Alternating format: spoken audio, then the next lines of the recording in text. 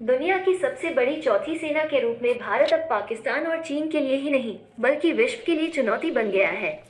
भारतीय सेना की लगातार बढ़ती ताकत को देखते हुए पाकिस्तान और चीन ही नहीं परेशान है, बल्कि अमेरिका भी हैरान है। प्रधानमंत्री मोदी ने अपने 8 वर्षों के कार्यकाल में सेना को सर्वाधिक ताकतवर बनाने में कोई कसर नहीं छोड़ी है। वो लगातार भारतीय सेना को हथियारों और आधुनिक तकनीकियों से लैस करते जा रहे हैं। यही वजह है कि जो हिंदुस्तान पहले युद्धक हथियारों के लिए विदेशों पर निर्भर रहता था, अब वही हिंदुस्तान 75 से अधिक देशों में सामरिक हथियारों और फाइटर जेट की बिक्री कर रहा है।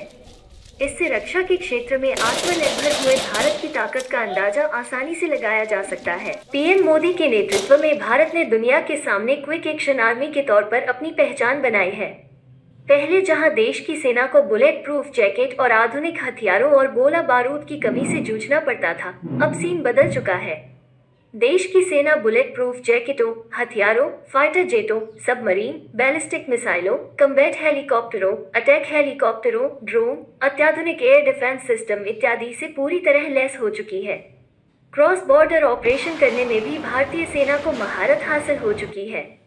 पाकिस्तान में 2 बार सेना द्वारा की गई सर्जिकल स्ट्राइक, श्रीलंका की मदद के लिए आतंकियों के खिलाफ की गई सर्जिकल स्ट्राइक, गलवान और तवांग में चीन की चितकर बॉर्डर से दूर खदेड़ने वाली घटनाएं क्विक एक्शन आर्मी का प्रमाण बन चुकी हैं।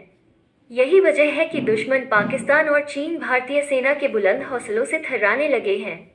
आपको बता दें कि भारत अमेरिका, रूस और चीन के बाद दुनिया की सबसे बड़ी चौथी सेना है। पीएम मोदी के मंत्र मेक इन इंडिया को साकार करते हुए देश ने रक्षा के क्षेत्र में बड़ी आत्मनिर्भरता हासिल कर ली है। अब भारत न सिर्फ अपने लिए रक्षा के उपकरण और अत्याधुनिक हथियार बना रहा है, बल्कि दूसरे देशों को इसे निर्यात करने में भी सक्षम हो गया है। रक्षा मंत्री राजनाथ सिंह के अनुसार भारत अब करीब 75 देशों को युद्धक सामग्री और फाइटर जेट की बिक्री कर रहा है। भारत के आधुनिक फाइटर जेट तेजस को खरीदने के लिए अमेरिका, ऑस्ट्रेलिया, फिलीपींस और मिस्र जैसे देशों ने भी दिलचस्पी दिखाई है। इससे देश को विदेशी मुद्रा की आय हो रही है।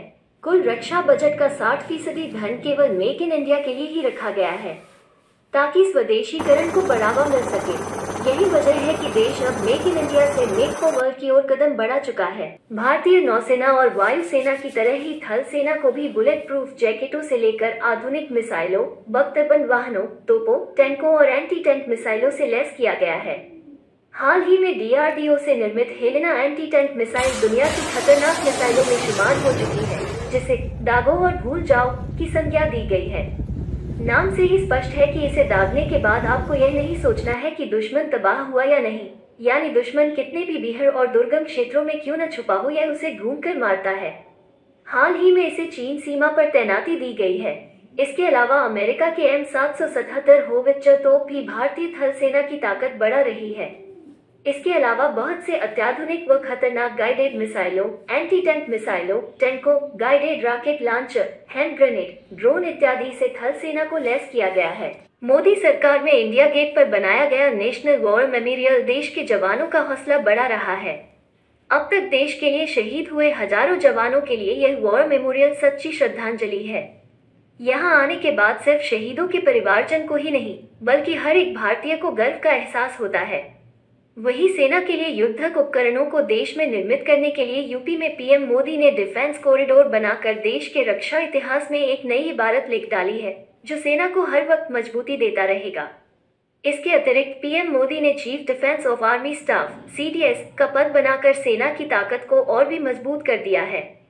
CDS तीनों सेनाओं के प्रमुख होते हैं, यानी किसी दुश्मन देश की हरकतों का जवाब देने के लिए अब सेना को सरकार से अनुमति लेने की जरूरत नहीं है।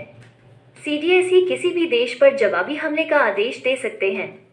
सेना में महिलाओं के लिए भी सरकार ने पूरी तरह से रास्ते खोल दिए हैं।